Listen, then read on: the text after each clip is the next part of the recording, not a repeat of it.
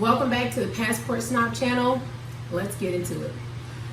You always hear arguments about who has the best barbecue, so we were intentional about trying barbecue in each of our stops on our road trip. Stay tuned for our take. We party all around the world. We party all around the world. We party all around the world. We made sure to try the same thing in each place to give a fair comparison with and without sauce. All the places we chose ended up being local chains, which wasn't the plan. Especially in Tulsa, the original place we planned, when we got there, they were closed, but they were what you would consider a hole in the wall. So in St. Louis, one of our stops was Salt and Smoke. The food was great, and although we don't have a lot of comparison up against any of the other restaurants because we didn't eat at very many restaurants while we were in St. Louis, we would definitely visit Salt and Smoke again. We ordered the Bestie combo, which was perfect for what we were trying to do, which is share the meal amongst the three of us. We had brisket, which was the juiciest out of all the other barbecue restaurants we tried. It had just the right amount of fat adding to its deliciousness. The ribs, best ribs also out of all the barbecue places we visited on the trip. It had a wonderful smoky flavor. In Tulsa, Oklahoma, we actually went to a restaurant called Rib Crib. Just based off of other stuff that we had, the meat was definitely juicier than what we experienced in Memphis. They definitely had a better sauce. It was a much sweeter sauce. They did have two different options at this restaurant. One had a little spice to it, but it wasn't too hot. Now, I like hot stuff, so I'm not a good person to judge, but Kavina, did you feel like the sauce was hot? No, it was tolerable. I actually used it throughout the meal. The other thing that we really enjoyed about this meal was that it came with a sausage that unfortunately we were unable to figure out what type of sausage it was due to COVID.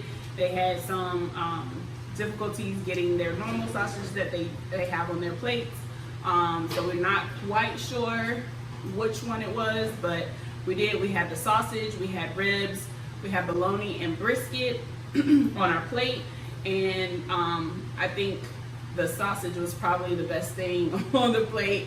I mean, the brisket and ribs were good. They just weren't the highlights of the barbecue that we had thus far.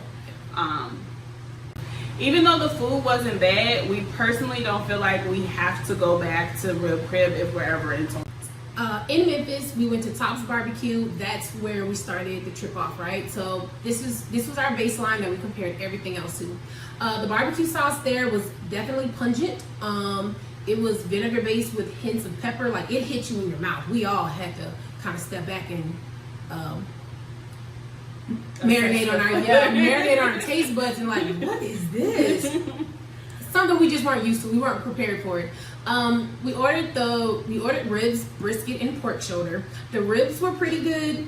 The brisket and pork shoulder were pretty dry. So weren't highlights for us for sure, right?